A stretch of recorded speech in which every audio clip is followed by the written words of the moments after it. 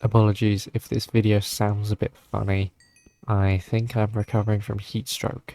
As of me recording this, it is the 1st of September 2024, and I just want to talk about the past year because this today marks 1 year since I left school, which I briefly mentioned in my 2023 video, but I feel like I can talk more in depth now because I've had a bit more time to process my emotions and figure out how I feel about it. Even though I am slowly slipping unconscious, I do still think I can talk about it better here than I could a year ago. One thing they don't really prepare you for in school is the fact that it is a very immediate jump. I woke up one morning and it was just a case of I'm unemployed now. Whereas before it was I'm a student. Even in the August summer holiday it was I'm a student, but I know that there's gonna come a point in the morning where I wake up and I think that's it, I'm unemployed. And eventually that moment did come.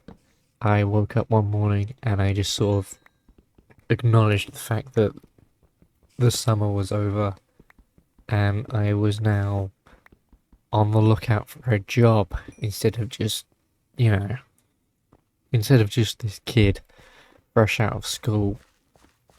I was a completely different person basically overnight, and that's not very fun. The last big change in my life before that was probably the jump from GCSE to A level. If you're starting your A levels in the next few weeks, or like, tomorrow, depending on when this video comes out, yeah, your teachers are going to lecture you on how GCSE to A level is a bigger jump from compared to A level to university. Now, I never went to university, thankfully, so I can't speak on behalf of that, but I'd imagine that it's actually kind of true. Teachers will lecture you on this fact for ages, but I think partly especially because of COVID. I sat my GCSEs during COVID, so I didn't really have GCSEs. I lost a fair chunk of my school years because of that, but there was a sizable jump. It was not necessarily different, but also just more mentally taxing, more stressful. So when your teachers tell you that A level is a big jump, it is. But I think even when I started my A levels, it was sort of acknowledgement that my life and my routine and my day-to-day activities would be basically the same for the next 2 years going forward. It's not a departure from the 5 years that I had already lived. So GCSEs, even jumping into GCSEs, it was hellish, but it was something I was familiar with. I've never worked a job before. I've never even looked for a job before. And here I was just doing it all for the first time, and that's freaky and weird and wasn't a lot of fun for the several months that I was hunting down a job. I could ramble at length about how the job environment is horrible and it pits people against each other, and it's just incredibly unfair on people like me and many hundreds of people who realistically enter the job market without the abundance of skills and experience that companies are looking for. I despise the job market, but that's a story for another time. I mainly want to focus this video on how the jump into the working world and leaving school is a very big one. It's a very scary one, but it's one that you're not really, or at least I wasn't taught about in school.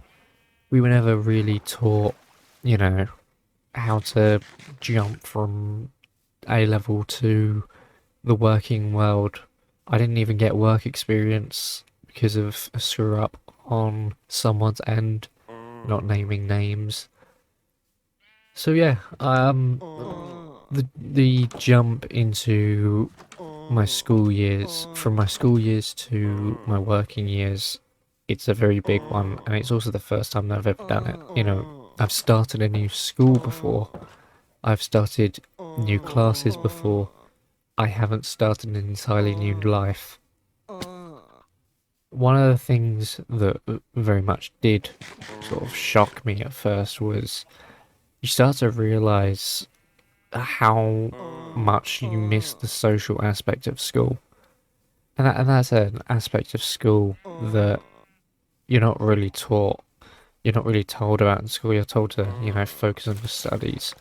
But realistically, when you think about it, if you stay for sixth form college like I did, you spend 7 years of your life in this one building, surrounded by the same people, the same faces, the same teachers, the same routine, the same system. It's all the same, it's all familiar. But once you leave it, you suddenly realize that a lot of the things you took for granted, you suddenly don't have access to anymore.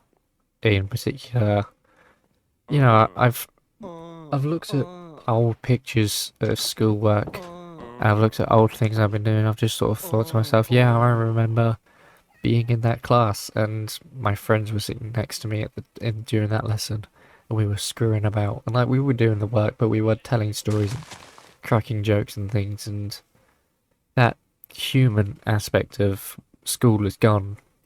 I very much haven't spoken to those people in person in well, almost a year now. Some of these people I haven't seen in over a year, and that's not something you're really brought up to prepare for in school. It is sort of like slowly watching someone you know pass. It's horrible. There was this sort of growing and depressing feeling that I got from realizing that I don't really have the same contact with people that I used to. In school, you'd see the same faces 5 days a week, or basically every month of the year, but you don't really get that in the working world. I mean, I see the same faces, but it's a lot more of a professional environment. I'm not screwing about with these people mostly. I don't get me wrong, I love my coworkers. They're very nice people, but I feel like the experience in a working environment is much different from a school environment where everyone is your equal. There's very much a sort of hierarchy at work. Your co-workers are higher than you, and that's not quite the same. You do definitely realize as time passes how much you miss the life you used to live. And I think that's something that I've just had to digest and process over the past few months, which probably explains why my upload schedule fell off a cliff. Is partly because, yeah, the work is a sudden change in my physical activity. You know, I'm coming home at all sorts of hours of the day, just exhausted and not really wanting to put on a pair of headphones and talk into a microphone.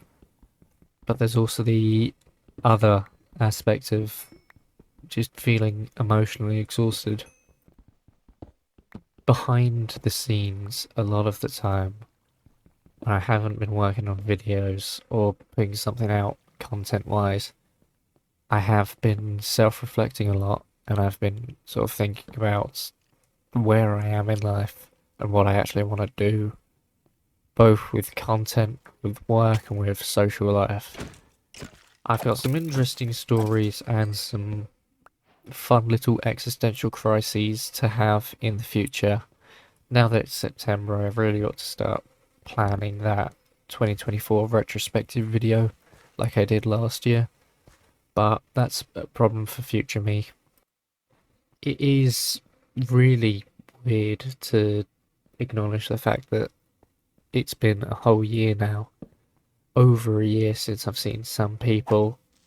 Um, that's just a weird feeling, and I don't think I'll ever be able to really make sense of that emotion because I don't think anything will ever really compare to the feeling of leaving school for the last time. I remember the last day of school, I sort of just stood in the doorway of my school for just what felt like ages, but was probably just like a few seconds. I just stood there and looked at it for one last time, and I sort of reflected on the almost a decade of memories that I've made in that school. And that's a memory I will cherish forever. Because as much as I hated that school at times, and I'm sure that school hated me at times, I can't really ignore the fact that you, when you join at 11 and when you leave at 18, you are two completely different people. Everyone, even you watching this video, you will find me insufferable at 11 years old, but you'll find me just about tolerable at 18. And I think that's important to acknowledge when you're having a conversation about moving on in life and growing as a person. You gotta realise that you change over the course of it. You know, you are a different person by the end of it. Every cell in my body had been replaced by the time that I left that school. And yeah, I'm, as much as I hated that place at times, I'm honestly really thankful for not just the school, but the people who changed me as a person. There exist some people, one of them I reckon could be watching this video, but the others probably won't be watching this video. There are some people who know who they are, who really changed me for the better. At least one of these people will probably be watching, in which case, hello. And yes, I'm talking about you. There are definitely some people who I was hanging out with during those years who helped me become a much better person. And I, as much as again, school's horrible and you hate it, but I will always be thankful to these people for just contributing to making me a better person and shaping me to who I am today. I cannot thank them enough for just the pointless amount of suffering they put themselves through to make me tolerable. If there's one emotion, there's sort of one constant theme I've been feeling or thinking since leaving school, it's probably gotta be loss, or like a loss of direction. Uh, Leaving school and the change in my environment and my life and everything about myself really did sort of knock the balance off me, and I do find myself sort of mentally unbalanced almost. I'm not sitting here trying to argue why you should pity me or why you should try and get me a better help sponsor. I'm not trying to suggest that, but there is definitely a change that I've seen in myself where I've been looking at how I feel about my life, and I feel like I just don't really know what I'm doing at the minute. And that's perfectly normal. There's probably a lot of you right now who are in the same position as me, where you're, you know, you're finishing school. This is your first, maybe this is your gap year or your first year out of school, and you're just trying to make sense of it all. And to be completely honest with you, Yeah, I am too. It's been a year now and I'm still trying to figure out a lot of things about who I am now. What am I doing? Like, I'm no longer the student. I am the full adult with an expectation to have a life. And that's weird and lame, and I'm a Minecraft YouTuber. I'm not supposed to have a life. So yeah, you're not alone if you're looking at yourself thinking that you don't really know what you're doing, or you don't really have a sense of direction. There are hundreds of people in the same position as you. A wise man hasn't yet uploaded his Q&A video, so I can't give you his answer to my problem. But a slightly more stupid man is here to basically just say that I'm gonna spend the next little while, maybe the next year if needed, however long it takes, I'm gonna spend that just figuring out what I'm gonna do. I think that it would help if everyone sort of just did that. Feel free to just spend some time whenever you've got a quiet minute. Ask yourself what you want to be and what you want to do in life and what you're going to need in order to do it. And I'm going to do that, and hopefully in a little while, whether it's in 3 months, 6 months, a year, I'll be able to say to you all that I've done it now and I've finally figured out how to make peace with the fact that the world is changing when I'm not ready to. Because I think that's what my problem really is school went by when I wasn't really ready to leave it.